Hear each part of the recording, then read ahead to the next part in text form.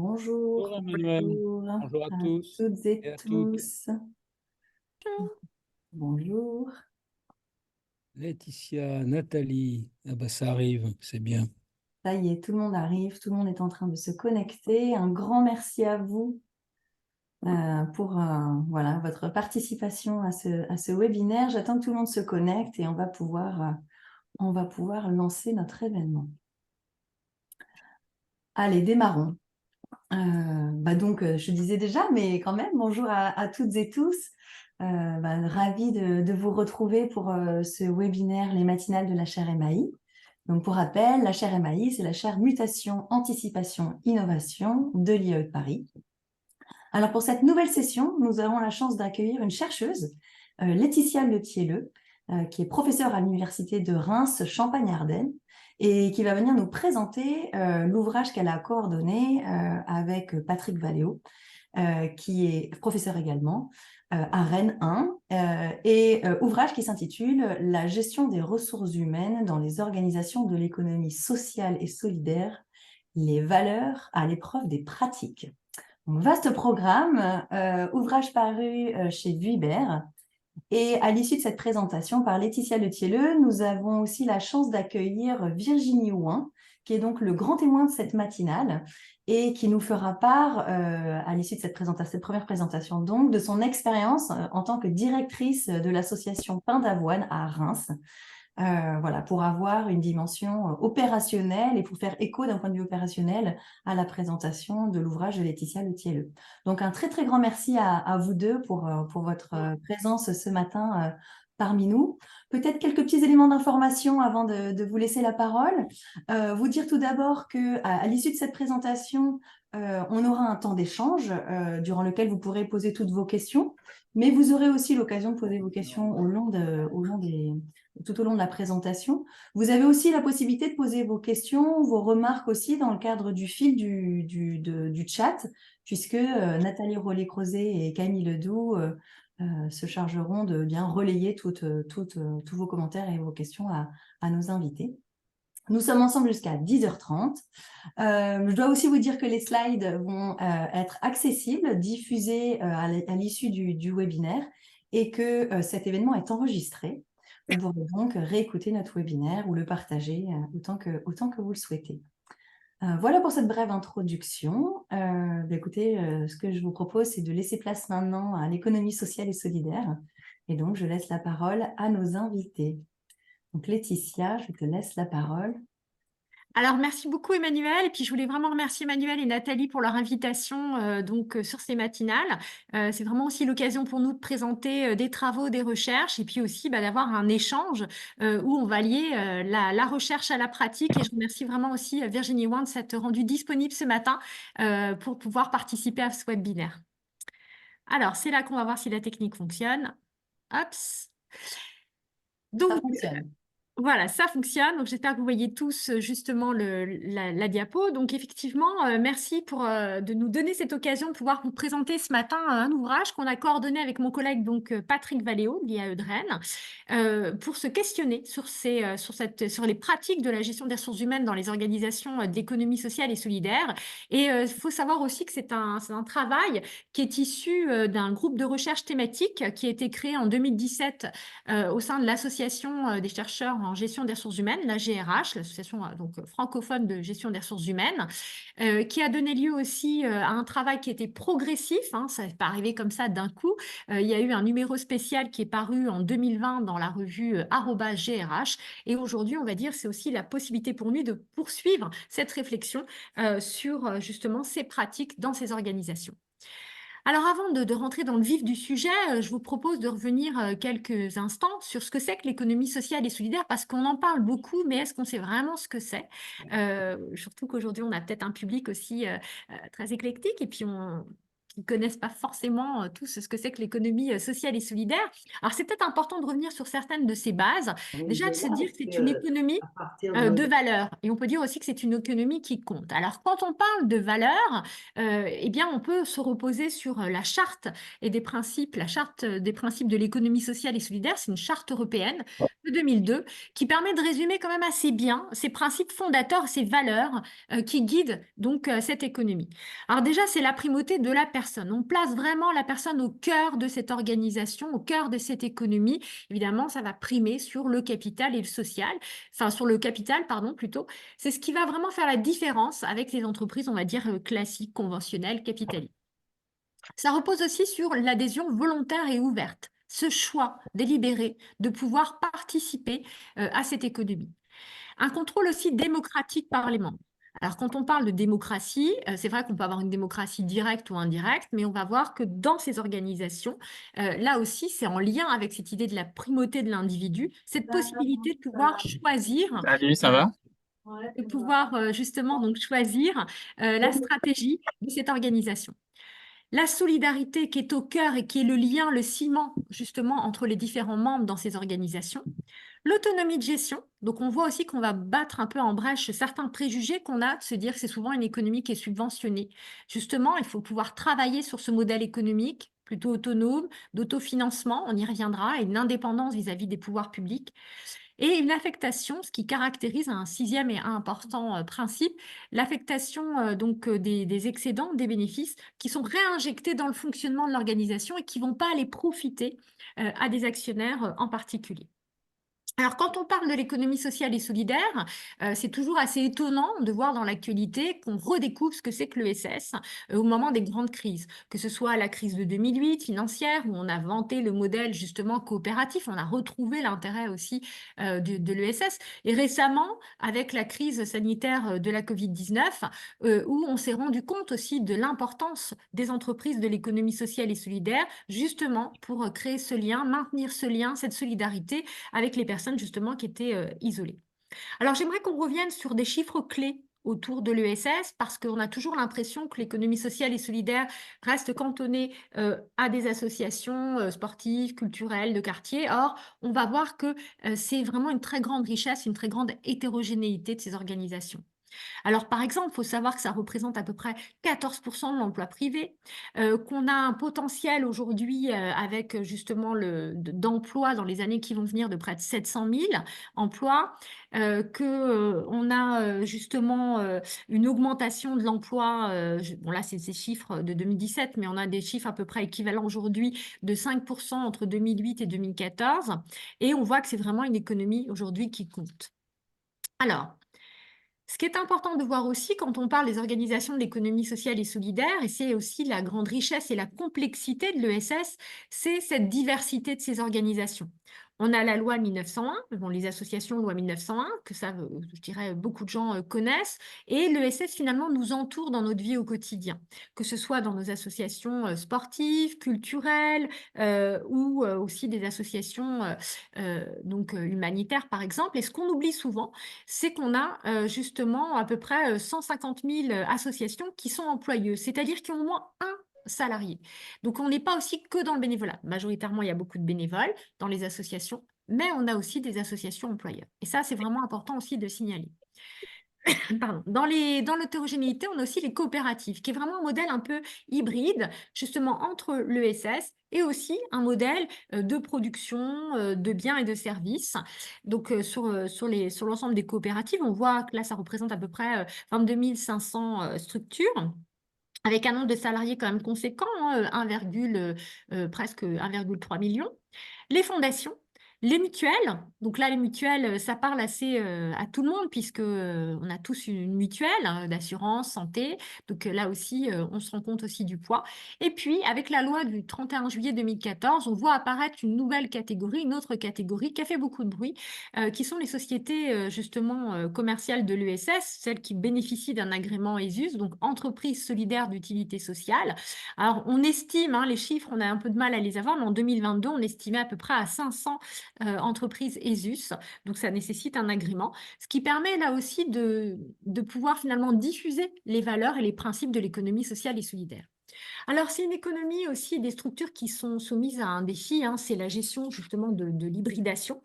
Alors, par hybridation, bah, notamment l'hybridation des ressources financières. Il faut savoir quand même que les 2 tiers d'un modèle, enfin, des ressources, hein, dans l'ESS proviennent de la production de biens et de services. Donc, quand on parle aussi de vraiment d'économie subventionnée, je pense que là, c'est aussi un non-sens, puisqu'on voit qu'il y a une vraie réflexion aussi sur le modèle économique, mais il faut arriver à pouvoir finalement compléter entre à la fois des aides qu'on peut avoir, des subventions, mais aussi leur propre modèle. Donc, il y a une vraie hybridation des ressources financières. Une hybridation des ressources humaines, avec la présence justement de salariés, mais aussi de bénévoles. Et on voit bien que selon la diversité des organisations de l'économie sociale et solidaire, la proportion de bénévoles ou de salariés ne va pas forcément être la même. Et puis aussi une hybridation dans la gouvernance, puisque on va voir qu'il y a aussi énormément de parties prenantes, internes, externes, qui vont finalement venir permettre de faire vivre et de définir cette stratégie de développement des structures de l'économie sociale et solidaire. Alors, si on rentre un peu plus dans le vif de notre sujet de ce matin, sur ces pratiques de ressources humaines, on peut voir, et ça a été vraiment en fait le fil rouge de notre réflexion, c'est qu'à travers ces valeurs, on attend un idéal. Comme je dis souvent, les entreprises de l'ESS, elles sont en un sens condamnées à une forme d'exemplarité. C'est-à-dire qu'on attend, comme les valeurs sont au cœur du modèle à la fois social et économique de ces structures, on va attendre finalement une vraie exemplarité sur la manière dont on va appliquer certaines de ces valeurs. Alors, si on rentre dans le vif du sujet sur les pratiques de ressources humaines, par exemple, en termes d'autonomie et de participation, l'idéal attendu, ça serait une GRH démocratique. On se rend compte dans les faits que très souvent, on a une autonomie qui est présente, mais on a quand même une hiérarchie qui reste encore forte. Dans l'équité salariale, on pourrait se dire bah, justement une GRH plus juste et plus égalitaire. Or, on se rend compte aussi que les salaires, même si on voit un rattrapage par rapport aux salaires, on va dire, dans l'économie et dans les entreprises conventionnelles, on se rend compte encore qu'on a des salaires un peu plus bas. Dans la formation et la carrière, l'idéal, ça serait d'avoir aussi une égalité des chances, une progression, puisque l'individu est au cœur de l'organisation. Ce qu'on observe, c'est justement qu'il y a quand même vraiment de très grandes disparités sur la manière dont on peut gérer les perspectives de carrière, parler même de gestion prévisionnelle des emplois et des compétences. Parfois, c'est complètement inconnu dans certains types de structures. Donc, on peut se rendre compte, si on parle pareil aussi de la reconnaissance et de l'évaluation, eh bien, que dans les faits, on voit aussi que le mot évaluation, ça tique un peu, c'est tabou. Est-ce que derrière, il y a un système de contrôle? Comment est-ce qu'on va faire? Donc, on se rend compte qu'on a des problématiques RH qui peuvent être liées aussi à la taille des structures. Si on prend le cas de la carrière, plus on a une structure qui est importante et plus il y a des possibilités évidemment d'évolution qui peuvent se mettre en place. Pareil sur les moyens financiers et la politique salariale. Donc, on voit qu'on a des problématiques RH qui vont être finalement en lien avec un risque de discordance entre les valeurs qu'on veut appliquer et ce qu'on va pouvoir véritablement organiser au sein de la structure.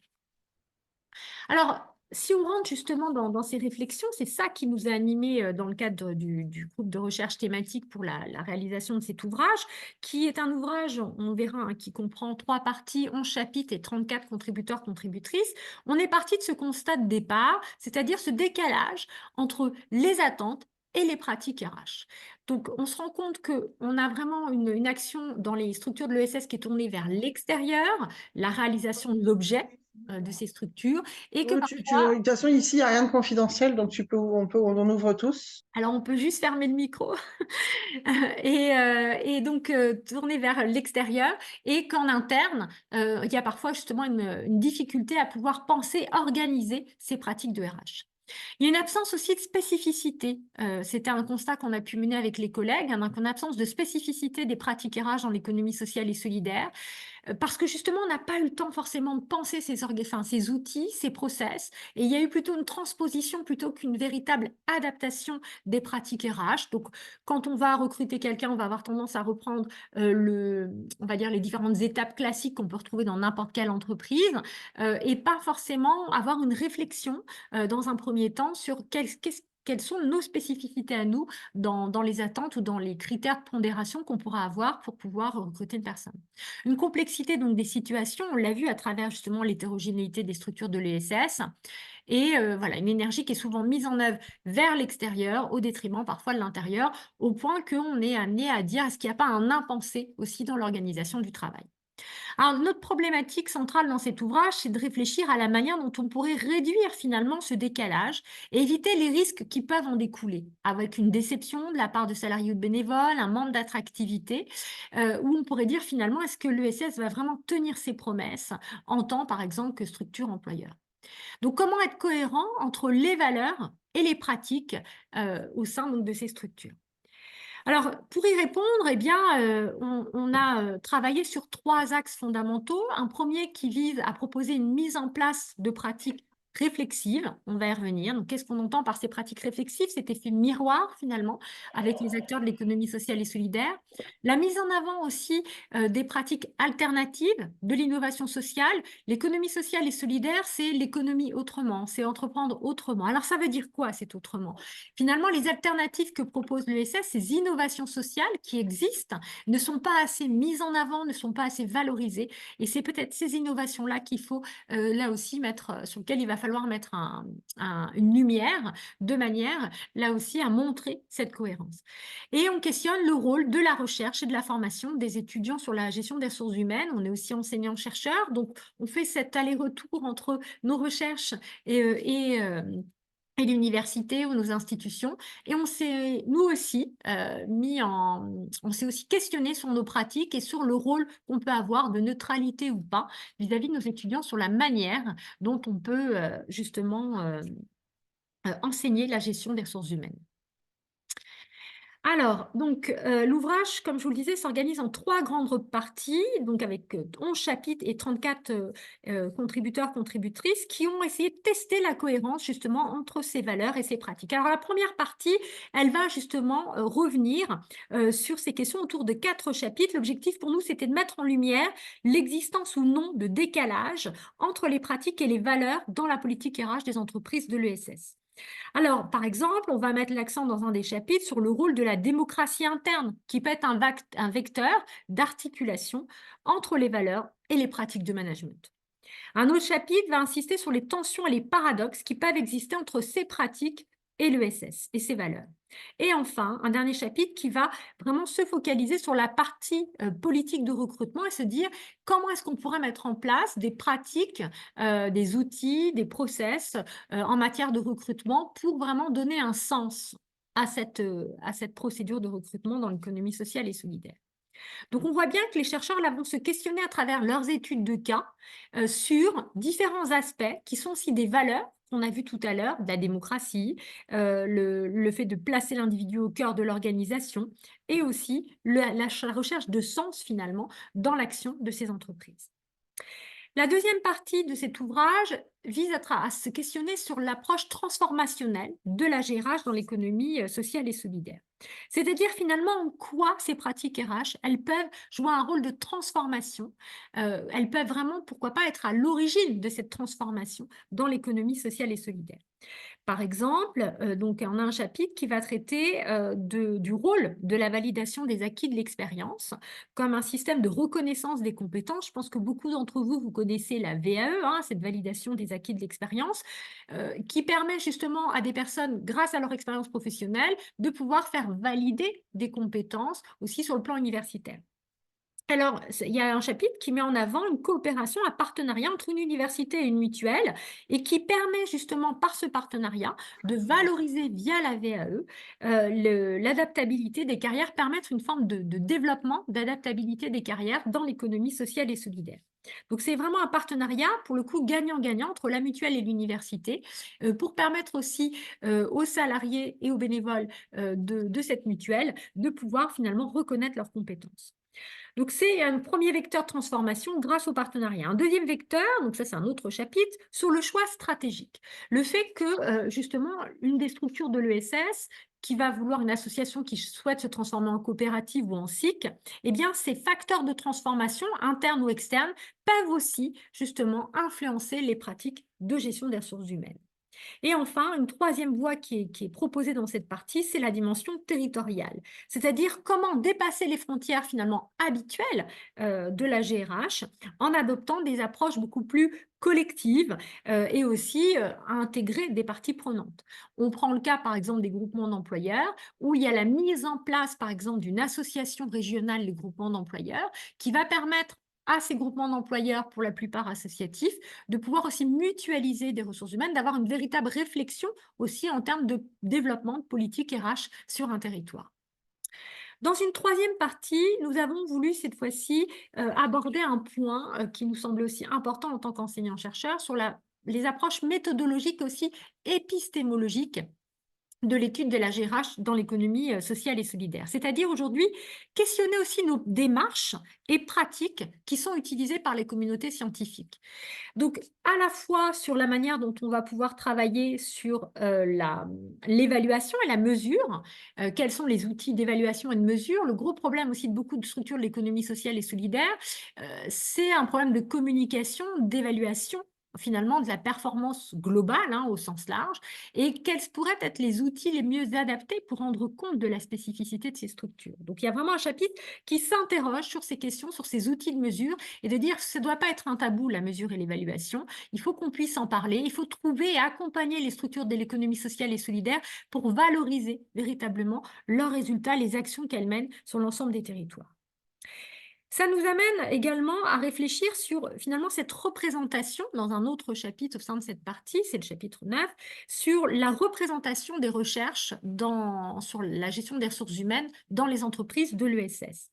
Et notamment dans le cadre d'une bibliométrie, ça a permis de mettre en avant une forme de surreprésentation des travaux anglophones sur ces questions-là, et bien sûr avec les questions qui se posent derrière de contextualisation, d'approches idéologiques complètement différentes et culturelles, qui vont finalement biaiser une certaine approche de l'économie sociale et solidaire telle que nous, on peut le voir, notamment en France et particulièrement aussi dans l'Europe, on va dire, du Sud. Et enfin, on s'est aussi également questionné avec un ensemble de collègues sur la neutralité des enseignements, de nos enseignements de gestion des ressources humaines dans les formations. Est-ce que nous-mêmes, on n'est pas un peu responsable du fait de véhiculer des pratiques RH qui sont assez classiques, standards, qu'on retrouve dans n'importe quel type d'organisation? Et comment est-ce qu'on pourra accompagner les étudiants en formation, qu'ils soient en formation initiale ou en formation continue, à réfléchir par eux-mêmes sur cette idée de co-construction des spécificités des pratiques RH dans les structures de l'économie sociale et solidaire. C'est-à-dire qu'aujourd'hui, là, on a vraiment tout un champ à inventer pour pouvoir accompagner les structures qui le souhaitent à avoir des outils qui soient spécifiques et qui répondent véritablement à leurs besoins. Donc, ça nous a finalement questionné en tant que chercheurs aussi sur les pratiques qu'on peut avoir, comment est-ce qu'on peut mieux travailler sur une association avec les entreprises de l'ESS lorsqu'on fait des recherches, sur de la recherche partenariale, qui soit collaborative, co-construite. Certains vont même jusqu'à parler de recherche partenariale éthique. On a un exemple dans un des chapitres de cette troisième partie qui va mettre l'accent sur aussi des pratiques de recherche innovantes pour travailler vraiment plus en coopération, en co-construction avec les entreprises donc de l'économie sociale et solidaire. Alors pour conclure, finalement, quels sont les défis qu'on peut encore souligner pour la GRH dans les organisations de l'ESS? Eh bien, on retrouve des défis, on va dire, dont aujourd'hui il faut vraiment qu'on arrive à s'en saisir. Par exemple, le passage d'une cohabitation à une coopération entre les bénévoles et les salariés. Comment faire en sorte qu'on puisse créer une véritable communauté d'acteurs au sein de ces structures? C'est une réflexion dans beaucoup d'organisations. La question de la professionnalisation, et je devrais dire entre guillemets, parce qu'un bénévole, ce n'est pas un professionnel, notamment sur les bénévoles élus, c'est plutôt la question de leur formation, de la gestion des compétences. Est-ce qu'aujourd'hui, comment est-ce qu'on va pouvoir travailler sur l'affirmation d'une politique RH spécifique, c'est-à-dire sur le sens des outils, on voit à travers le chapitre sur le recrutement, sur ses process, travailler sur une co-construction, et on voit aussi que ça passe dès la formation donc des étudiants.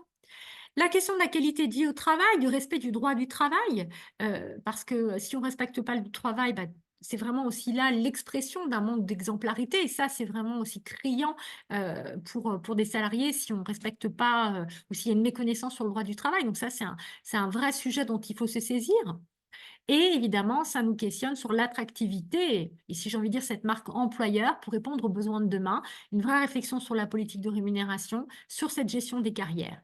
Donc, à travers cet ouvrage, on met, j'ai envie de dire, vraiment les pieds dans le plat sur le chantier, ce qu'il faut pouvoir commencer à travailler. On voit des pistes de solutions, des innovations qui apparaissent, et on se questionne, nous aussi, en tant que chercheurs, sur notre responsabilité en tant qu'enseignants-chercheurs dans la formation et sur la manière dont on pourrait être amené à travailler encore plus en collaboration avec les structures de l'ESS pour essayer de relever l'ensemble de ces défis.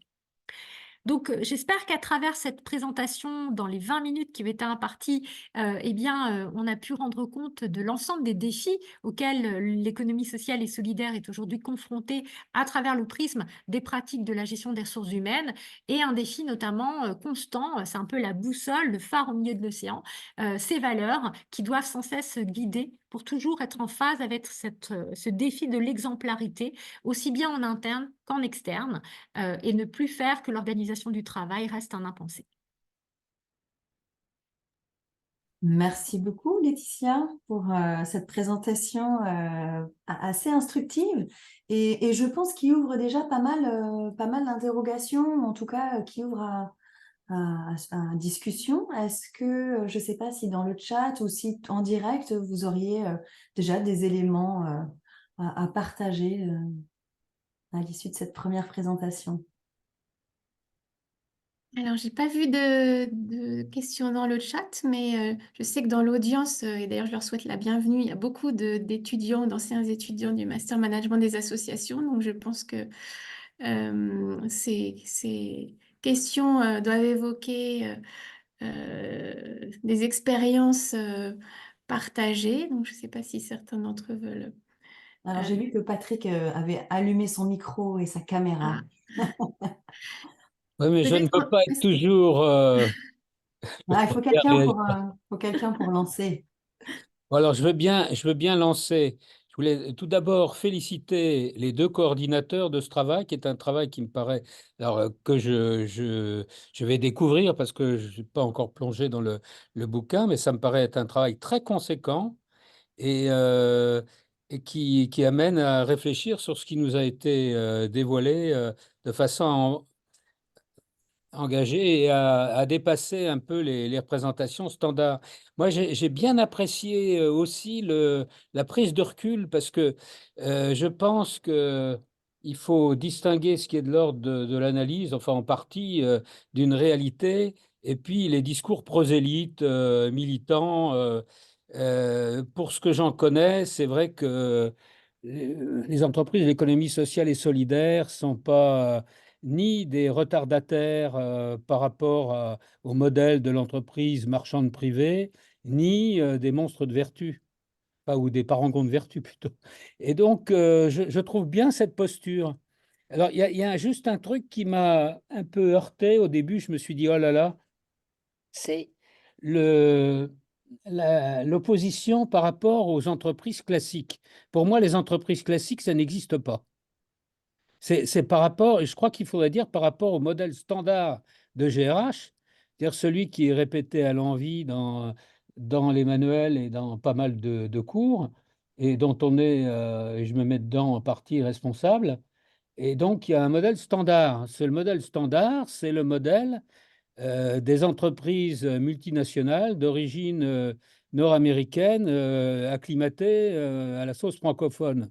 Bon, donc c'est pas les entreprises, c'est pas un modèle classique des entreprises. Donc je me rebelle un peu contre cette idée d'entreprise classique et je voudrais ton avis là-dessus parce que je pense qu'il y a une grande diversité dans le monde des organisations et notamment des entreprises, puisque toutes les organisations ne sont pas des entreprises, et l'économie sociale et solidaire a sa propre dynamique, sa propre spécificité, et bien sûr qu'elle doit être travaillée. En tout cas, c'est surtout ce que je voulais dire, c'est bravo pour le travail, avec ce petit bémol, mais qui est totalement accessoire. J'aurais quand même ton avis là-dessus, Laetitia. Alors, mais tu as 100% raison, déjà sur un point. On dit ça parce qu'on dit entreprise classique, parce que très souvent, je parle d'une manière globale dans les débats ou les tables rondes qu'on a, on va parler de l'économie conventionnelle, capitaliste, voilà. Donc, je pense que la loi aussi du 31 juillet 2014, c'est pour ça aussi qu'elle a été assez longue en France à se mettre en place et aussi dans la douleur avec beaucoup de débats, notamment avec les entreprises ESUS, parce qu'on a ouvert finalement cette possibilité, si tu veux, vers les entreprises commerciales etc., avec ce statut particulier.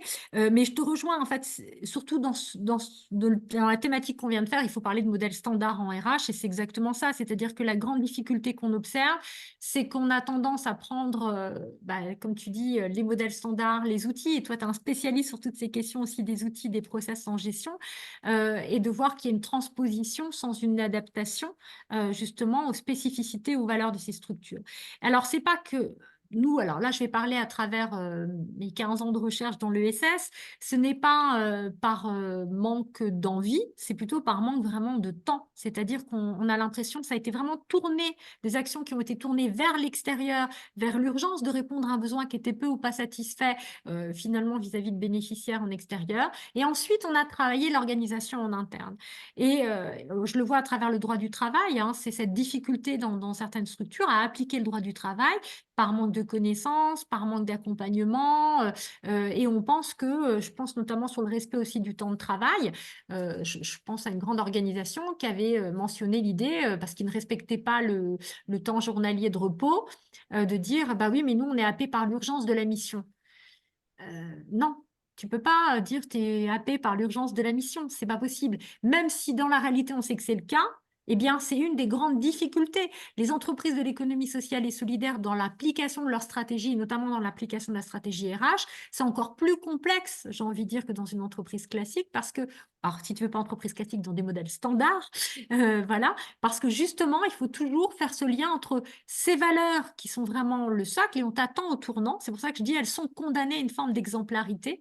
Il faut qu'il y ait vraiment une réflexion pour que les pratiques RH, les outils RH, permettent un peu d'être des garde-fous pour éviter ces dérives potentiellement et que ça amène une véritable réflexion. Donc oui, tu as raison, on devrait parler de modèles standards, on ne devrait pas parler d'entreprises classiques et on a tendance, partons, à parler d'entreprises ou de modèles conventionnels quand on ne veut pas parler de capitalisme. Voilà. Donc Très je bien. te donne un peu tous les synonymes.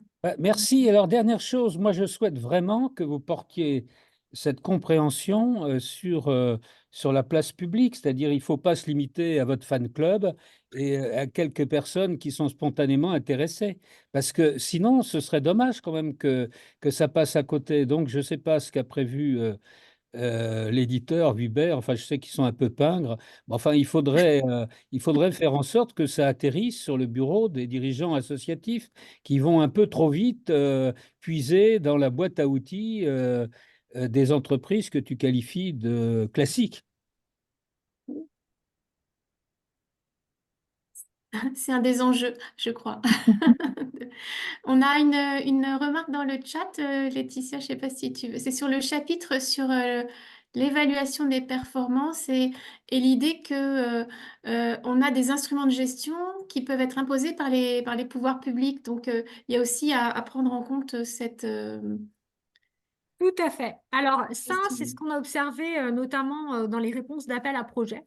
Quand on répond à des appels à projet, combien de fois il y a des structures qui malheureusement disent comment je fais parce que les indicateurs ou les ratios qui sont demandés, parce qu'il y a une mise en concurrence avec des entreprises au modèle standard, on va dire capitaliste, finalement, il y a des structures de l'économie sociale et solidaire pour qui ces ratios, ces indicateurs n'ont aucun sens en termes d'évaluation. Enfin, ça n'a pas de sens. Comment est-ce qu'on peut y répondre? Et ça, c'est vrai que c'est une vraie difficulté. Alors, il y a quand même aujourd'hui, grâce à la loi de 2014, des dispositifs qui permettent de soutenir plus spécifiquement les structures de l'économie sociale et solidaire et qui sont censés permettre d'éviter ce conflit sur des types d'indicateurs. Maintenant, il faut aussi, dans la pratique, mais là, je pense que Virginie, elle pourra aussi en témoigner, travailler aussi sur un changement un peu des mentalités. Ce que je dis là n'a rien de provocateur, c'est-à-dire de travailler sur le fait qu'il va falloir évaluer, il va falloir pouvoir mesurer. Quand je dis l'évaluation, ce n'est pas forcément une évaluation sanction ni contrôle, mais c'est plutôt une évaluation valorisation des actions qui sont menées dans les entreprises de l'économie sociale et solidaire. Il y a un problème de communication et aussi de mise en avant des résultats qui sont produits par les entreprises de l'ESS. Je prends un exemple, quand je travaillais avec des groupements d'employeurs, je me souviens qu'un des financeurs qui était public, sur lequel on avait répondu à un appel à projet, donc on avait déposé avec les groupements d'employeurs un projet pour justement construire un programme de réseau régional des groupements d'employeurs. La première question du financeur public, c'était combien d'emplois ça va générer? dans 3 ans. On ne peut pas lui répondre parce que ce qu'on lui explique, c'est que ce n'est pas une agence d'intérim. Là, on est aussi dans l'idée de travailler autrement sur l'accompagnement des publics qui sont pour certains éloignés de l'emploi, qui peuvent être en difficulté. On travaille aussi avec des structures d'insertion. Donc, on voit bien qu'il y a aussi une méconnaissance sur cette notion de la performance, sur la mesure de cette performance et sur ces indicateurs. Donc, quand on parle de travailler sur les outils, c'est ce que propose ce chapitre qui est écrit par le collègue Jean-Christophe Vaoutou et puis Patrick Valléo. Donc, ils ont cette réflexion sur, quelle définition de la performance? On ne peut pas appliquer la même définition de la performance entre une entreprise capitaliste et une entreprise de l'ESS. Quels indicateurs? Donc, quels sont les indicateurs éventuellement qu'il faudrait adapter? Comment il faudrait les adapter? Quels sont ceux qui sont complètement inaptes et sur lesquels il faut travailler sur des indicateurs de mesure beaucoup plus pertinents? Et pour quel motif? C'est-à-dire à quoi ça servirait de mesurer, dans quelle dimension, au niveau local, régional ou national? Donc, c'est une vraie réflexion parce que oui, aujourd'hui, il y a encore une inadaptation entre les attentes des pouvoirs publics, des financeurs publics et la réalité parce qu'il y a une vraie méconnaissance aussi de ce que c'est que l'économie sociale et solidaire. Et Ouais, là, si depuis le je peux me ministère, permettre, vas-y. moi je voudrais rebondir justement sur l'évaluation. C'est vrai que donc moi je dirige une association dans le médico-social et en ce moment on est sur les évaluations externes. Et c'est vrai que nous, on considère que c'est plutôt une opportunité aussi de faire cette évaluation externe pour justement valoriser et puis aussi à un moment donné prendre ce temps de faire un arrêt sur image sur nos pratiques. Et voilà, ça dépend vraiment de la perspective dont on choisit de se placer par rapport à notamment ces évaluations externes. Voilà, c'est pour compléter sur la notion d'évaluation qui est pour moi vraiment une opportunité. Merci. On a aussi une question de Jean-Frédéric Bou dans le chat. Je ne sais pas si Jean-Frédéric, tu veux l'expliciter peut-être, si tu es en mesure. Réactive mon son. Oui, j'ai travaillé dans pas mal d'associations et avec des bénévoles, et je trouvais qu'il y avait des interactions très fortes entre finalement le non-management de l'engagement des bénévoles et la vie des salariés. Alors à travers de la culpabilité parce que les bénévoles sont tout donnés à la cause et que le droit du travail paraît toujours relativisé par rapport à la générosité des bénévoles. Donc, j'ai pas encore lu votre ouvrage. Je ne sais pas si vous avez travaillé cette question-là d'une forme de porosité, de contamination, si j'ose dire, finalement des valeurs voulues par les bénévoles et ce que les salariés sont censés donner dans le cadre du droit du travail. Voilà. Donc, par expérience, j'ai souvent vu que la cause, y compris pour tout ce qui est DRH ou GRH, peut parfois être opposée à un salarié qui veut finalement que le droit du travail ou les accords d'entreprise soient respectés, et la générosité, l'engagement des bénévoles qui est parfois sans limite. Je caricature un peu, mais ça peut être assez prégnant.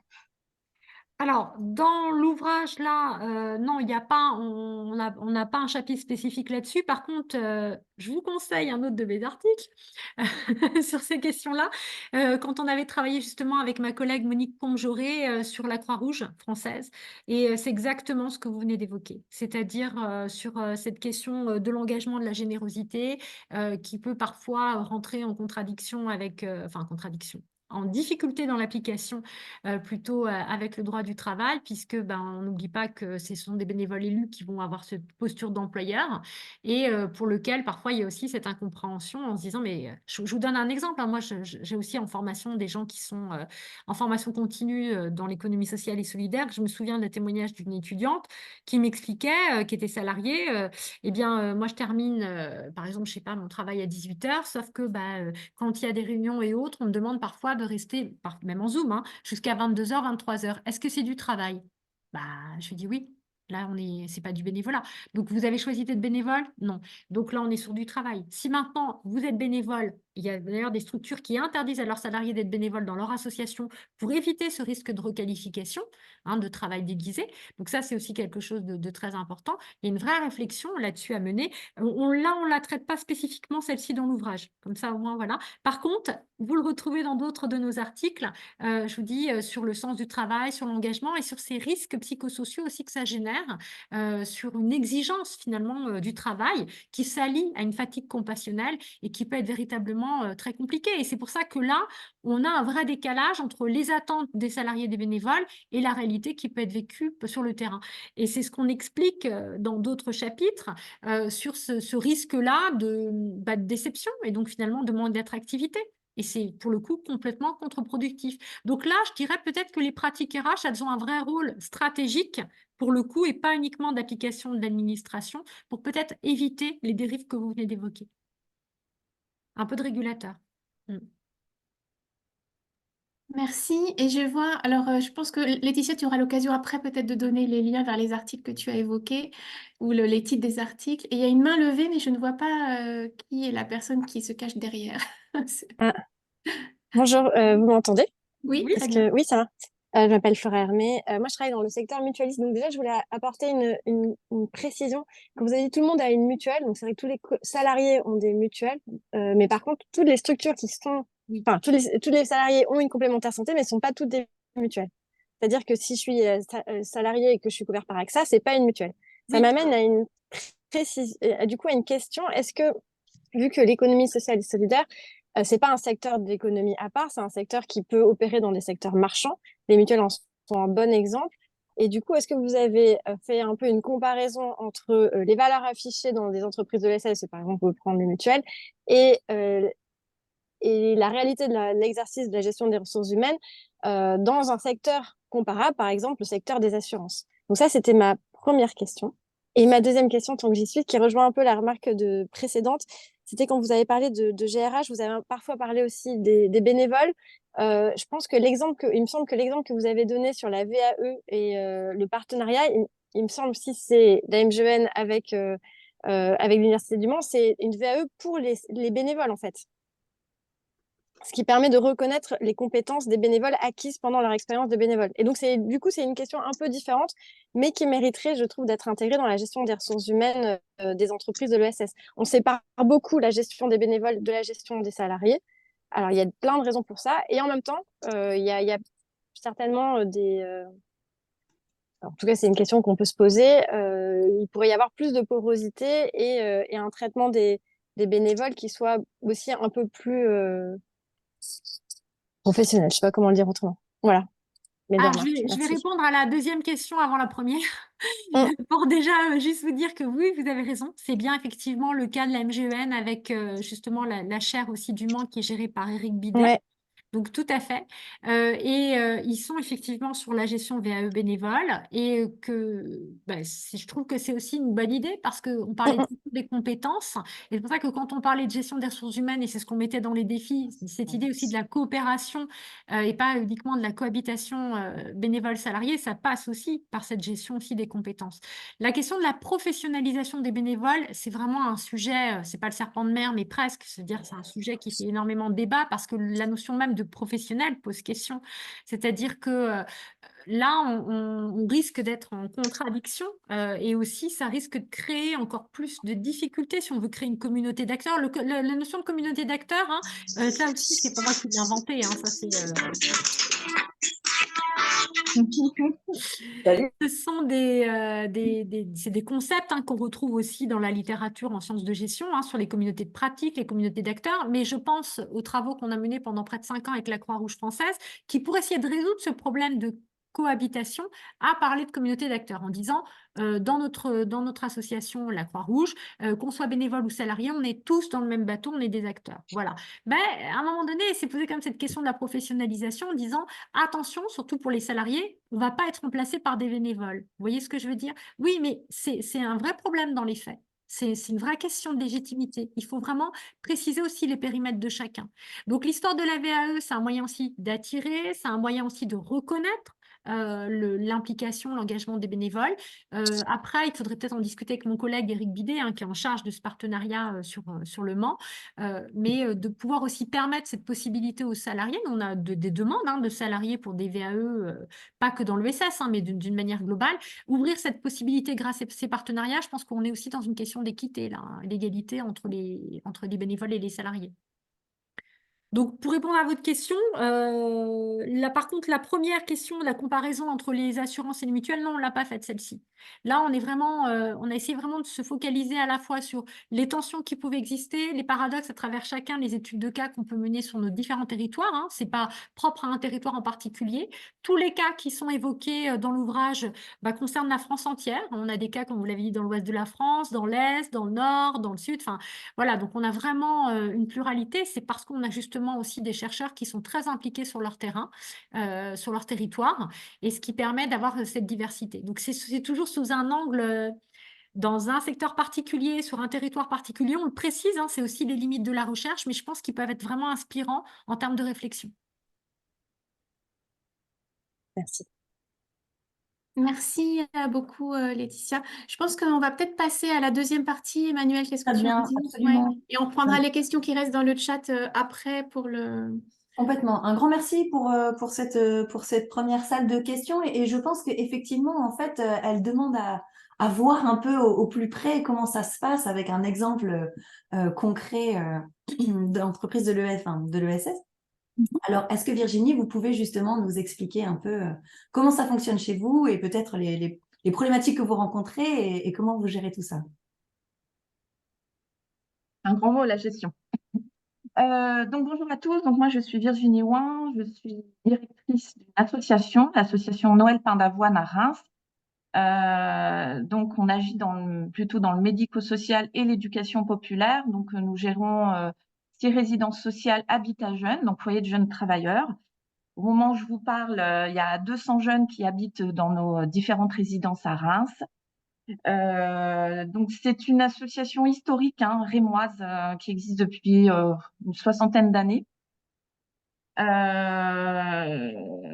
Et donc voilà, donc nous gérons aussi la particularité et singularité de notre association, c'est qu'au sein de notre résidence Habitat Jeunes, nous accueillons des jeunes de l'aide sociale à l'enfance. Donc nous gérons une MEX d'une 30aine de places, donc pour des jeunes qui ont entre 16 ans et 21 ans. Donc ça, c'est vraiment une particularité effectivement de notre association. Tous les VJT n'accueillent pas des maisons d'enfants à caractère social. Nous accueillons aussi des jeunes de la protection judiciaire de la jeunesse et puis voilà, donc des jeunes de différents horizons qui ont entre 16 ans et 30 ans, qui ont besoin d'un logement, mais notre objet social, on va dire, c'est l'accompagnement des jeunes, l'accès à leur autonomie. Donc c'est vraiment ça. Donc nous gérons donc au quotidien, nous c'est une vingtaine de collaborateurs. Donc voilà, j'ai une vingtaine de collègues, un conseil d'administration très dynamique, impliqué. Et donc on va dire une de mes missions, c'est de faire du lien à tous les étages, donc entre effectivement les bénévoles, un conseil d'administration donc qui est recruté, on va dire, par compétence. J'ai vraiment une présidente très active et qui va effectivement aller rechercher des bénévoles qui ont envie de s'engager au sein de l'association, mais qui ont aussi des compétences à apporter à l'activité. Donc pour illustrer ça, parce que ça c'est vraiment important donc, dans la dynamique, effectivement le conseil d'administration ont une fonction employeur, mais justement par cette volonté d'aller chercher aussi des compétences auprès des bénévoles, on peut aussi les impliquer dans la gestion de l'association. Donc par exemple, on a un jeune retraité qui a géré dans sa carrière du bâti. Donc c'est vrai que nous, voilà, c'est une de nos actions. On a du bâtiment, c'est 6 établissements. Donc le bâti avec des bailleurs sociaux, notamment, ça peut être compliqué. Donc on a été rechercher effectivement un bénévole qui avait cette connaissance et qui peut justement aussi nous aider quand on doit réhabiliter un établissement. Donc 20 collègues, une équipe pluridisciplinaire. Donc, on a effectivement une équipe administrative, compta, assistant de direction. On a aussi une équipe de nuit, une équipe de jour au niveau des accueils. Et notre objet social, c'est l'accompagnement des jeunes. Et du fait de gérer une MEX, nous avons 7 travailleurs sociaux. Et donc, c'est peut-être sur cette équipe que je ferai le zoom, notamment en termes de méthode et d'action que je peux mener avec eux, notamment autour du management de projet. Donc voilà, donc ça c'est vraiment important. Pour finir juste ma présentation, parce que ça c'est important aussi de me resituer entre guillemets. Donc ça fait une dizaine d'années que j'occupe ce poste. Je suis titulaire du master en management des entreprises de l'économie sociale que j'ai repris en fait. C'est-à-dire que c'est dans ce cadre que j'ai connu Laetitia. Et donc depuis, donc je travaille avec Laetitia. J'ai rejoint l'équipe du master 2 en management de projet. Voilà. Donc ça aussi c'est quelque chose qui est important, qui effectivement moi m'anime et permet aussi de considérer un petit peu l'association Noël Pain d'Avant comme un terrain d'expérimentation à tous les étages, que ce soit le travail qu'on peut conduire avec les jeunes. L'accueil de stagiaires, effectivement, on accueille depuis 3 ans en apprentissage des étudiants en master 2, en management aussi de l'économie sociale et solidaire, qui peuvent aussi apporter une ouverture et puis contribuer à cette dynamique collective qui est vraiment importante. Donc voilà ce que je peux vous dire pour vraiment vous planter un petit peu le décor du quotidien. Laetitia, n'hésite pas si à un moment donné tu veux réorienter les choses. Donc moi j'ai mené beaucoup de projets, en tout cas, et j'en mène toujours. On a ouvert il y a une petite dizaine d'années une auto-école associative, par exemple, qui nous sort un petit peu de l'activité visitée classique, donc une auto-école sociale. On a ouvert aussi il y a 7 ans une agence immobilière à vocation sociale pour justement continuer et accompagner les jeunes dans leur parcours résidentiel. Quand ils sont logés chez nous, l'idée c'est effectivement de leur permettre un accès facilité dans le parc privé. Donc c'est vrai que moi les projets m'animent, une entrepreneuse dans l'âme, et c'est vraiment ça que j'essaye de transmettre moi à l'équipe. Et aujourd'hui, c'est un petit peu au niveau de l'association Noël Pain d'Avoine, c'est un petit peu son originalité et c'est un peu son marqueur employeur. C'est vrai que c'est ce que tu évoquais tout à l'heure, le management de projet. Moi, je l'utilise vraiment dans le quotidien. Donc ça, c'est vraiment important c'est devenu une pratique à tous les étages. Donc on peut l'utiliser pour impliquer les bénévoles, pour impliquer les salariés et les jeunes aussi, notamment dans le fonctionnement de l'association. Donc pour vous illustrer un petit peu ce management de projet comme outil aussi du management participatif.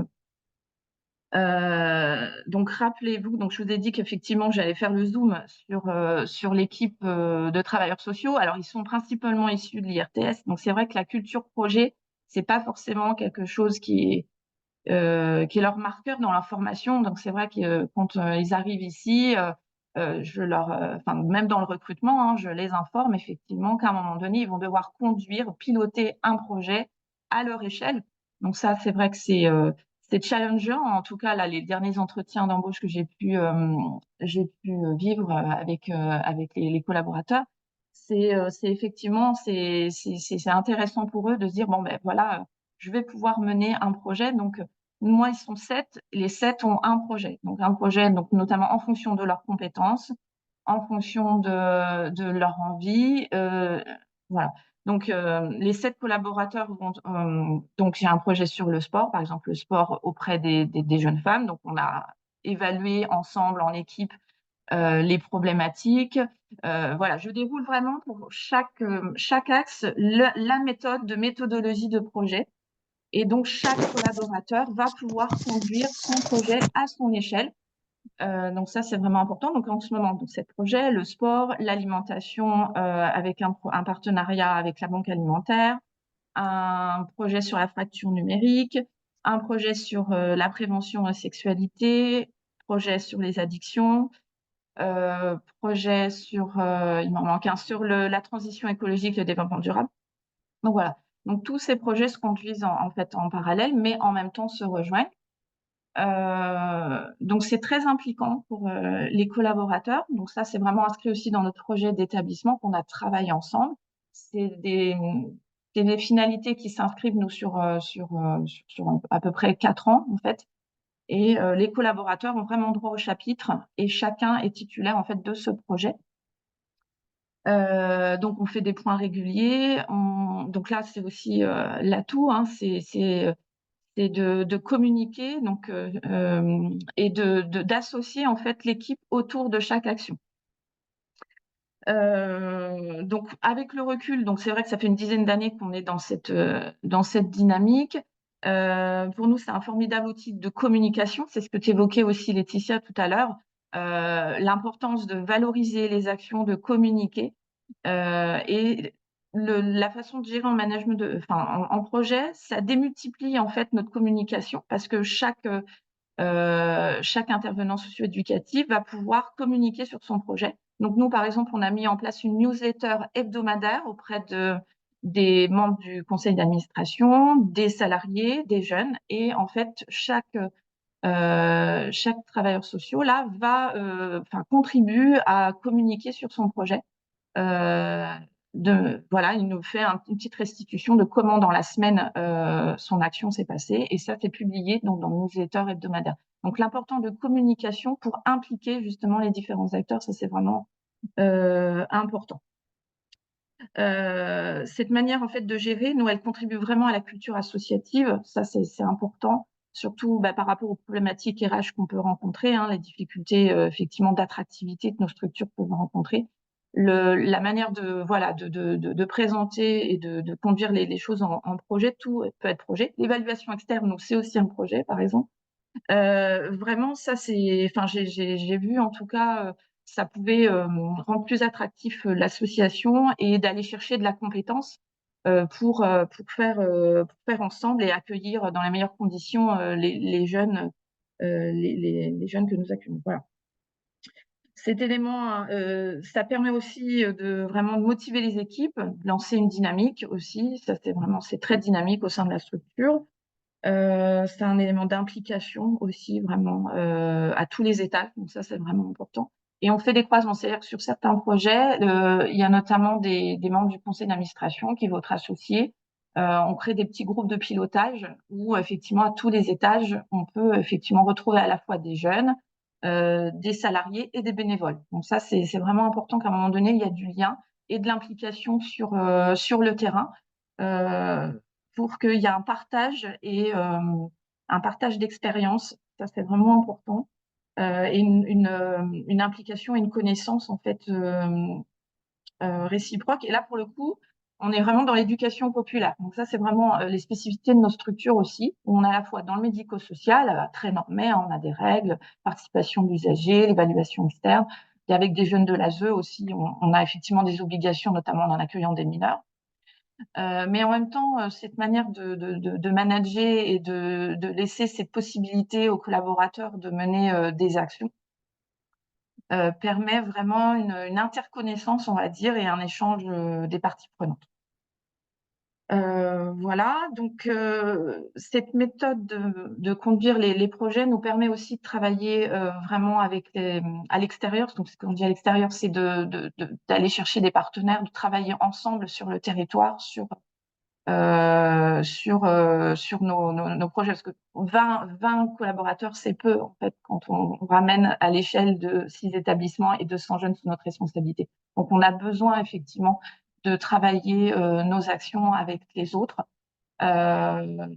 Donc, par exemple, on fait partie du conseil d'administration de la mission locale de Reims. On est membre aussi du VEDA, c'est le groupement associatif employeur. Quand il faut aussi aller chercher de la compétence, c'est aussi un bon outil.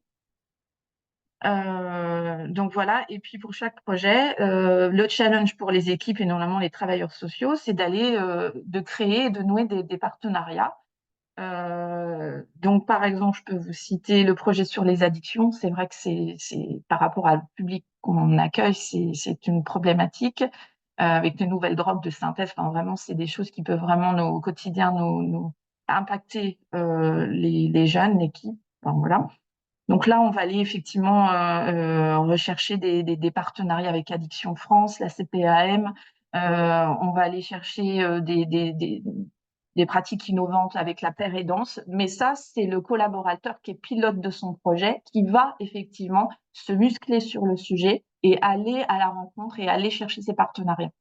Et donc ça, c'est vraiment très émancipateur pour eux. Vraiment, c'est quand on les interroge, et enfin, on fait régulièrement des points, c'est ce qu'ils apprécient, c'est cette autonomie d'action, de pouvoir voilà, s'enrichir auprès d'autres structures et d'autres pratiques.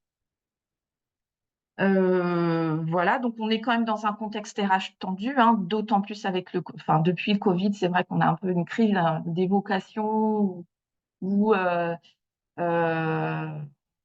c'est vrai que moi, juste après le Covid, on a complètement renouvelé une partie de l'équipe des intervenants socio-éducatifs qui sont partis faire autre chose.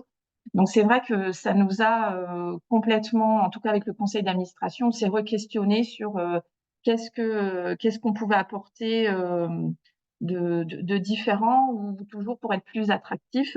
Parce qu'effectivement, tu parlais, Laetitia, tout à l'heure des salaires, on n'est pas sur on est sur une convention collective, on va dire moyenne, on n'est pas sur la convention collective 51 ou 66, qui a des salaires plus attractifs. On est sur la convention du logement et de l'habitat accompagné, qui est une convention collective, on va dire moyenne, qui est adaptée à notre secteur d'activité aussi. Et donc, du coup, on a vraiment réfléchi à travailler notre marque employeur.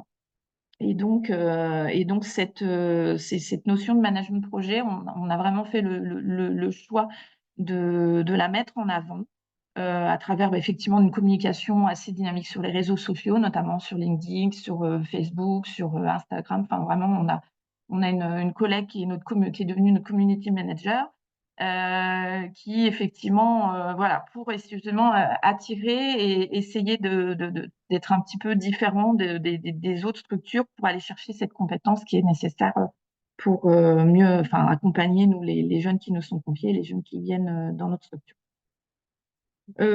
Voilà, donc nous, on est une entreprise de l'économie sociale et solidaire. Laetitia, tu parlais d'hybridation au niveau financier. Donc nous, aujourd'hui, c'est un budget de 2,5 millions d'euros. Voilà, on est à 50%, c'est notre activité, hein, c'est les loyers que les jeunes, enfin, on perçoit des loyers des jeunes.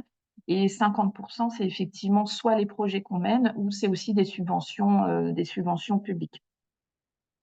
Donc nous, on est une entreprise de l'économie sociale, employeur. Enfin, vraiment, ça, c'est quelque chose qu'on revendique.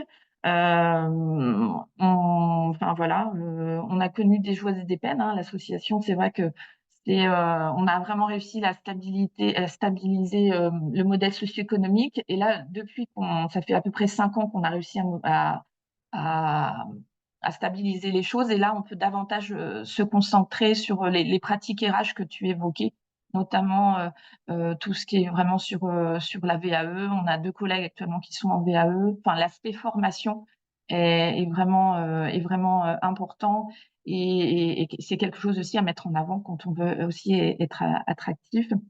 Mais c'est vrai que quand on est stabilisé financièrement, on peut avoir ce temps et dégager ce temps-là.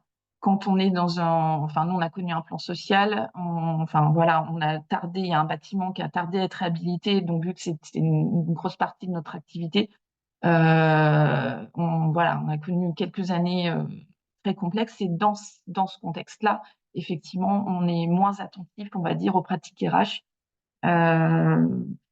Et là, c'est vrai que moi, je vois que depuis qu'on a réussi vraiment à faire cette bascule, à vraiment voilà, avoir un projet associatif et un projet voilà, qui tient la route, entre guillemets, et en tout cas qui est stabilisé financièrement, on peut vraiment, en tout cas, être bienveillant, je pense, bienveillant avec nos collaborateurs.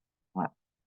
Ce que je peux vous dire là, c'est à froid à chaud, je voudrais dire le témoignage ce matin sur comment on peut voilà, animer une association à notre niveau. Merci. Merci Merci beaucoup. beaucoup, Virginie. Je pense que du coup, ça va rebondir sur certaines des questions qui sont dans le chat. En fait, il y avait deux questions. Alors, la dernière qui est celle de Fabien Quinet, qui justement, je pense, peut venir en écho de ce que vous venez de dire sur... alors Fabien, je ne sais pas si tu veux, c'est long ce que tu dis, mais je pense qu'il y a l'idée de, est-ce qu'on est plus... ouais, je vois Fabien qui... Ouais, Il y a un lien entre bonne santé et pratique RH vertueuse, ou c'est ça, bonne santé économique? absolument. Ouais. Bonjour à toutes et à tous. Merci, Bonjour. merci Nathalie. Je vais essayer d'être bref quand même. La question était de savoir si vous avez, dans le cadre de cette étude, essayé de mesurer un petit peu en quoi la stabilité du modèle économique et justement dans ce qui vient d'être dit vraiment en conclusion du propos. De dire au moment où on a stabilisé notre modèle économique, au moment où on a retravaillé et finalisé notre projet associatif, c'est le moment où on a pu avoir des pratiques RH vertueuses, je l'ai nommé comme ça, ou en tout cas alignées avec ces fameuses valeurs. Et donc, je me posais la question de savoir si vous aviez à un moment donné pu mesurer ça. Est-ce qu'il y a un lien direct entre ces pratiques RH et puis les valeurs qui sont défendues par les organisations de l'économie sociale et solidaire, ou pas forcément? Est-ce que c'est vraiment plutôt lié à une volonté politique, une volonté des dirigeants de mettre en œuvre une politique RH euh, vénérable. Et puis, si ce n'était pas le cas, eh bien, je pense que ce serait intéressant de le faire. Je vais vous dire pourquoi. Parce que le dirigeant que je suis, et je suis persuadé que c'est assez partagé par grand nombre de dirigeants, alors associatifs, mais certainement de l'économie sociale et solidaire, sont en permanence tiraillés entre ce que vous évoquez, c'est-à-dire une volonté d'être cohérent, d'être aligné d'aligner les valeurs et puis les pratiques, et puis une réalité qui est parfois malheureusement limitante dans cette capacité-là. Voilà, et qui fait qu'on fait des choix qui nous emmènent parfois à avoir des pratiques un petit peu douteuses, et puis à glisser progressivement vers des argumentations, enfin, une forme d'argument tel que celui que vous évoquiez tout à l'heure. C'est au nom de la mission. C'est pour le projet associatif. Et puis, on commence petit à petit à grignoter un petit peu les lignes rouges. Et puis, on les franchit un peu, beaucoup, passionnément, malheureusement. Voilà. Donc, c'est pour ça que je posais cette question-là. Et je suis ravi que dans la conclusion de votre propos aussi sur le témoignage, il y avait ce thème qui était soulevé. Merci à vous. Merci. Merci. Et peut-être je pose l'autre question aussi, comme ça vous pouvez répondre aux deux. C'était celle de Amélie qui questionnait, il y a l'idée de valeur dans le titre de l'ouvrage et dans dans la réflexion. Et j'ai trouvé très intéressant aussi, Virginie, et je pense à ce que vous avez présenté comme le projet comme un outil finalement au service de la cohésion, de la motivation, voilà, un outil RH. Et donc la distinction valeur-projet, c'était la question, je crois, si je comprends bien, d'Amélie. Donc ça, je pense que les deux peuvent être reliés. Oui, complètement. Pour nous, enfin, la valeur et projet. Dans le projet, on va mettre des valeurs et inversement, en fait. Nous, on a un projet associatif, effectivement, sur l'égalité des chances, sur l'expérimentation. Ça, c'est vraiment des choses qui sont inscrites, le respect. Enfin, on a un règlement de fonctionnement où, au quotidien, on essaye, en tout cas, c'est un apprentissage du quotidien avec les jeunes qu'on accueille, les collaborateurs, les bénévoles. Enfin, en tout cas, ces notions-là, elles sont, dans la mesure du possible, c'est des choses qui sont valorisées et mises en action au quotidien. Voilà. Mais oui, il faut, je pense, en termes pour guider les feuilles de route, il faut un projet associatif, une identité forte. Ça nous aide au quotidien, en fait. C'est des repères au quotidien. Mais pour ça, il faut prendre ce temps. Donc, nous, c'est vrai quand on a vraiment traversé une grande crise, on a vraiment utilisé tous les outils du territoire qui existaient, notamment avec France Active. On a bénéficié d'un DLA, dispositif local d'accompagnement, qui nous a permis vraiment de nous faire travailler ensemble, en fait, hein, à tous les étages, bénévoles, jeunes et salariés, de pouvoir redéterminer qui on était et qu'est-ce qu'on faisait. Et le fait d'avoir bénéficié comme ça d'un soutien extérieur, parce que quand on est dedans, on a la tête dans le guidon, de pouvoir vraiment utiliser le DLA, ça a vraiment été pour nous une des solutions justement pour suivre un cap au niveau des équipes et de l'équipe avec un grand E, en fait. Voilà. Laetitia, je ne sais pas si tu as, sur le Juste- management de projet, tu as peut-être des Alors, choses, toi, alors, à dire, ton regard. justement, deux petites choses déjà pour revenir sur la question de Fabrice, pardon, ou Fabien. C'est bien, je crois. Bon, Fabien, je Fabien. sais qui est, voilà, de Fabien. Parce que ce qui est marrant, c'est qu'effectivement, le témoignage de Virginie montre l'importance du modèle économique de la stabilité pour ensuite se concentrer sur les pratiques RH. Et moi, dans le chat, j'ai répondu à Fabien en disant, bah, en fait, je pense que c'est la volonté des dirigeants avant tout. Donc, c'était marrant d'avoir cette Ouais. autre perception. Pourquoi? Parce que, oui, effectivement, je rejoins Virginie dans le fait que quand on est vraiment préoccupé sur sur la pérennisation de l'action, enfin de l'association, c'est sûr que ça devient la priorité numéro 1, c'est de sauver l'association pour ensuite sauver les emplois et tout s'enchaîne derrière. Ça, je le comprends, et c'est tout à fait logique. Mais on voit bien aussi dans le témoignage de Virginie que elle a toujours fait attention, en tout cas, à impliquer, à expliquer, à communiquer avec ses équipes. Donc, c'est quand même aussi sa personnalité, sa manière de manager qui fait que bah, les gens, ils sont restés embarqués dans le bateau, qui l'ont suivi, qui se sont impliqués, etc. Donc oui, c'est vrai que le modèle économique, si on n'est pas serein dessus, ça va avoir des répercussions. Mais je pense quand même que la personnalité, les valeurs que défend, là pour le coup, Virginie, bah, c'est en elle, c'est son ADN et ça va se ressentir, quoi qu'il arrive, dans ses pratiques. Donc elle a toujours fait attention, je pense, même si là, le modèle économique, bon, à un moment donné, il a connu des difficultés. Donc c'est ce qui fait qu'aussi ces équipes la suivent aujourd'hui. Je reprends aussi un projet, Virginie, que tu as mené hein, sur l'ILOCO, sur Oui, l'espace de coworking. Je pense qu'il est assez révélateur aussi de la manière dont tu manages les choses, parce que je pense au choix des couleurs, notamment ce qui m'avait interpellée quand tu m'en avais parlé, si tu veux bien en dire quelques mots. oui, bah, en fait, ça, c'est les projets post un peu Covid où on avait des espaces collectifs et on ne savait pas trop quoi en faire. Et c'est vrai que enfin voilà, c'est venu aussi des jeunes eux-mêmes qui disaient, bah voilà, non, on ne peut pas télétravailler dans nos logements de 15 mètres carrés. On a des beaux espaces là, il faut qu'on puisse les réinvestir aussi. Et donc, c'est comme ça qu'est né effectivement le projet. Il y a une notion économique aussi hein, dans l'idée, nous, effectivement, on a de l'espace, il faut que ça vive, il faut qu'à un moment donné, ça puisse aussi être mutualisé. Et donc, c'est vrai que c'est comme ça qu'est né le projet ILOCO, tiers-lieu. Donc, ILO, parce qu'en fait, on a plusieurs résidences et on forme des îlots éco, donc coworking, co-animation, collaboration. Enfin, il y a ILO Cœur aussi, maintenant, il s'appelle comme ça, les jeunes.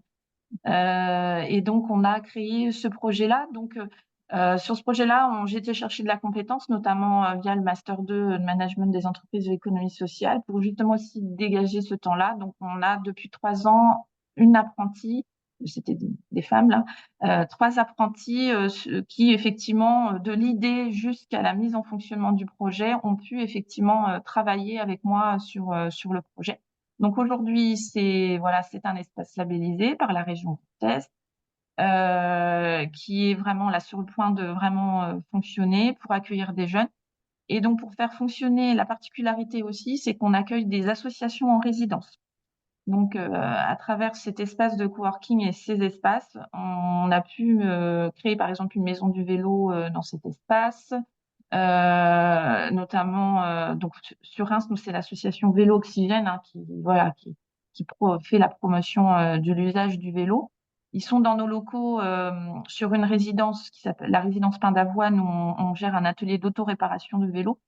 Et au sein de cet îlot qu'on a créé, donc plutôt sur la résidence Noël du coup, on a pu mettre en place la maison du vélo et permettre à l'association Vélo Oxygène de créer 2 emplois.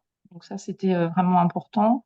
On accueille une association, par exemple, Je me balade. On leur met à disposition les locaux et en échange de quoi Là, on n'est pas sur du numéraire, on va dire, on est sur vraiment un échange de services. Une fois par mois, ils nous animent une soirée jeu de société. Voilà. Donc vraiment, cet espace, ça redonnait de la vie à l'espace avec les associations en résidence et les jeunes en résidence, qui sont à la fois les habitants et les jeunes du quartier, on va dire. Vraiment, on fait des échanges et ça aide vraiment pas mal. En tout cas, on a 4 associations qui ont rejoint le projet. Ce système d'échange de services, surtout quand on est petites associations, qu'on a un emploi, 2 emplois, c'est déjà compliqué d'arriver à ce premier emploi. Vraiment, ça a permis de mettre à disposition les locaux, mais en échange de quoi ils nous rendent des services aux jeunes. Voilà. Donc ça aussi, c'est une démarche vraiment intéressante de pouvoir travailler avec d'autres associations en étant sur de l'échange de services. Avec le recul, ça fait 4 ans qu'on fait ça et c'est vraiment c'est démultiplicateur par rapport à si on avait géré vraiment les choses de manière très avec un tarif à l'heure ou un tarif. Là, non, on est vraiment sur l'échange de services qui, quand on mesure les choses, sont vraiment démultiplicateurs en termes de rendu finalement et d'énergie et d'implication des parties prenantes autour du projet. Voilà.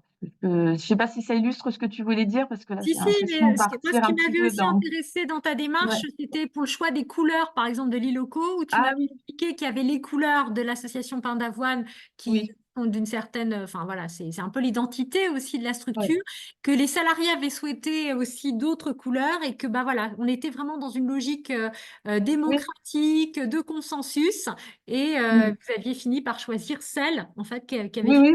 oui, oui, c'est du consensus, effectivement. On était nous, on est plutôt sur le rose et là, on était sur le bleu. Enfin, bref. Mais oui, oui, non, c'est vrai qu'on est assez ouvert sur.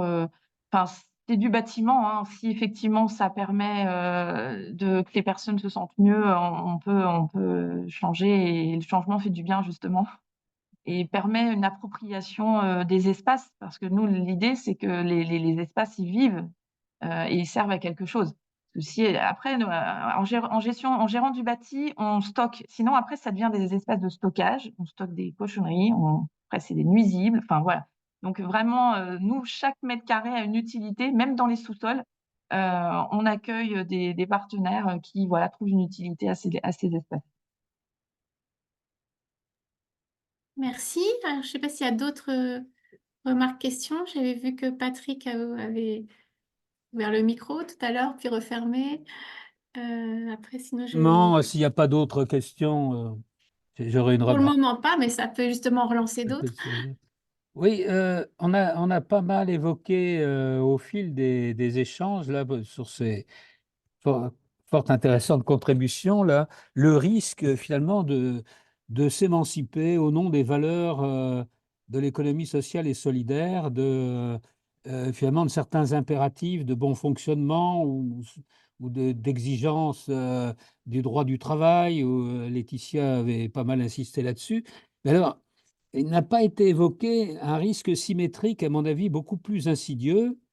Mais peut-être Laetitia, de manière allusive, quand elle parlait de professionnalisation, en y mettant des guillemets, avait ça dans la tête, c'est le risque d'importer, en même temps que on essaie de mettre en place ce que certains qualifient de bonnes pratiques, finalement des modes de fonctionnement, des impératifs de fonctionnement issus d'un autre monde qui n'est pas régi par les mêmes valeurs. Parce que les valeurs, c'est pas seulement ce qu'on raconte. Les valeurs, elles sont dans les actes et elles sont largement véhiculées par les dispositifs de gestion qu'on mobilise. Donc c'est une forme d'alerte et en même temps une interrogation à la fois vers Virginie et vers Laetitia. Est-ce qu'il n'y a pas ce risque symétrique? Parfois, il me semble même que dans le monde associatif proprement dit, à savoir si ce sont des entreprises, enfin, on ne va pas ouvrir la question maintenant, il est trop tard, mais le risque finalement de prendre le financeur comme étant celui qu'on doit honorer avant le bénéficiaire. Voilà, donc grosse question, vous pouvez répondre par oui ou par non, ou peut-être un peu plus longuement. Alors, je ne sais pas qui veut. Laetitia? Ouais. Alors, moi, je vais répondre déjà sur la question de l'alerte. Bah, c'est pour ça que souvent, alors c'est peut-être le côté breton, mais je dis c'est le phare au milieu de l'océan, c'est-à-dire qu'en gros, ça doit toujours, les valeurs, être le repère, c'est le socle, puisque c'est ce qui fonde depuis plus de 200 ans l'économie sociale et solidaire. Et quand je dis il y a une forme de condamnation à l'exemplarité, c'est qu'on vous attend au tournant. Si aujourd'hui vous mettez en avant ces idées de valeurs, eh bien, très clairement, le moindre faux pas, alors que tout le monde en fait des faux pas, hein, voilà, Ouais. personne n'est infaillible, il peut vite être mis en avant comme ouais, il ne respecte pas, ou il y a une forme d'hypocrisie organisationnelle qui se met derrière. C'est pour ça que ces valeurs-là, c'est un peu, plutôt que le système d'alarme, je dirais le garde-fou. Et que quand tout à l'heure, Virginie, elle parlait aussi du projet associatif, le fait d'avoir un projet associatif, normalement, c'est ça l'idée, hein, c'est que les bénévoles élus, ils sont les garants aussi de cette partie politique du projet, et il doit y avoir cette collaboration avec les salariés pour pouvoir mettre en place aussi ce projet-là et toujours avoir un système, comme tu dis, d'alerte, mais dans l'application, est-ce que quand on choisit tel ou tel investissement ou de s'investir dans tel ou tel projet, est-ce qu'on est en conformité avec nos valeurs, voilà, et ainsi de suite. Donc ça, je pense que c'est vraiment une des particularités fortes. Alors certains te diront aussi, Patrick, parce que je travaille aussi sur des questions de responsabilité sociale des entreprises ou des organisations, dans les entreprises capitalistes, parce que je ne vais pas parler de classique, voilà, dans les entreprises capitalistes, aujourd'hui avec la RSE, ils vont vous dire, nous aussi on a des valeurs, on essaye de les appliquer, etc. Mais là aussi, comme tu dis, vu l'heure tardive de ce matin, on ne va pas rentrer dans le débat de toute la typologie des politiques RSE qui sont cosmétiques ou pas, etc. Et pour certaines, on retombe un peu dans cette problématique de l'hypocrisie. Mais je pense qu'aujourd'hui, le fait que beaucoup de structures, d'entreprises, on va dire capitalistes, mettent en avant la RSE comme finalement pour eux un peu le garde-fou de valeur, leur valeur à elles, eh bien ça implique encore plus ou ça impose encore plus aux entreprises et aux organisations de l'ESS de réaffirmer justement leurs pratiques en phase avec les valeurs, le socle des valeurs de l'ESS, pour dire en quoi elles se distinguent et elles sont véritablement différentes à ce niveau-là. Ensuite, ce que tu disais, le risque, quand on a des financeurs, eh bien d'essayer, entre guillemets, de satisfaire en priorité le financeur par rapport aux bénéficiaires, j'irais même un peu plus loin que toi, en disant que ce n'est pas uniquement l'idée de satisfaire un financeur ou pas. Nous, ce qu'on a observé, on avait fait une étude justement sur les appels à manifestation d'intérêt il y a quelques années, et on s'était rendu compte que beaucoup de structures, c'est un peu ce qu'évoquait Virginie, en disant quand on a besoin aussi d'aller chercher et de répondre à des projets pour financer aussi des actions au sein de la structure, eh bien, la question se pose, si on ne rentre pas tout à fait dans l'appel à projet, est-ce qu'on tord un petit peu notre projet, notre raison d'être, entre guillemets, pour essayer de rentrer dedans et de capter des financements? C'est le risque qu'il y a aujourd'hui face à la raréfaction des financements et à la difficulté d'accéder à des financements. C'est-à-dire jusqu'où on va dans notre adaptabilité pour justement obtenir des financements qui vont permettre la pérennisation et éventuellement de pouvoir réaliser certains de nos projets. Je dirais ça, c'est une vraie question d'identité. Ça pose une vraie question d'identité. Et on l'a vu même dans des très grosses associations où ça peut générer des crises identitaires, cette recherche de financement. Qui on est finalement? Voilà, jusqu'où on va? Ça, c'est une vraie question limite éthique pour eux dedans. Je ne suis pas sûre que c'est uniquement satisfaire un financeur. C'est essayer de capter des financements et finalement quelles implications ça va avoir dans notre projet associatif, dans notre identité. Donc, il faut bien Merci. savoir qui on est, quoi. Virginie, quelque chose à ajouter là-dessus? Nous, on est plutôt une politique, on y va, on a des projets. Moi, ce qui est important, c'est la négociation qu'on va avoir avec, notamment, par exemple, là, on a répondu à un appel à projet de la CAF. C'est le lien qu'on va avoir avec les chargés de mission des institutions. Ça, c'est hyper important. Pour défendre nos projets, il faut vraiment avoir ce lien, parler entre humains, entre guillemets, pour vraiment qu'eux aussi soient ambassadeurs après de nos projets. Bien sûr, ça nous arrive de tordre, on s'arrange avec les cases, sinon on ne pourrait pas mener les actions. Mais globalement, il y a une confiance quand même mutuelle avec nous, nos partenaires, qui permet justement d'oser et de proposer des choses. Et ça, je pense qu'il faut oser proposer des choses. Après, ça demande voilà, un peu de technique et voilà, il y a des attentes dans les appels à projets, il faut les comprendre, il faut prendre les mots qui sont attendus pour aller décrocher les financements. Après, moi, c'était pour revenir sur les garde-fous. Nous, les garde-fous, quand on a réécrit notre projet associatif, ils sont nommés. C'est-à-dire qu'on a vraiment fait un travail sur ces garde-fous. Et d'ailleurs, on a une rubrique garde-fous dans le projet associatif. On a vraiment, parce que justement, le moment où on a retravaillé le projet associatif, c'était un moment de crise au sein de l'institution. Et justement, on avait des choses, on dit non, on veut plus ça, on veut plus ça, on veut plus ça. Et ça a vraiment permis justement de les inscrire dans le marbre. Et voilà, donc ça, c'était une originalité. Moi, j'avais jamais vu ça dans les projets associatifs, de pouvoir nommer nos garde-fous, de dire bah, les garde-fous, c'est ça, c'est ça, c'est ça. Voilà. Merci. Et du coup, si je peux me permettre de rebondir, Virginie, du coup, les garde-fous, à titre d'illustration, ça portait sur...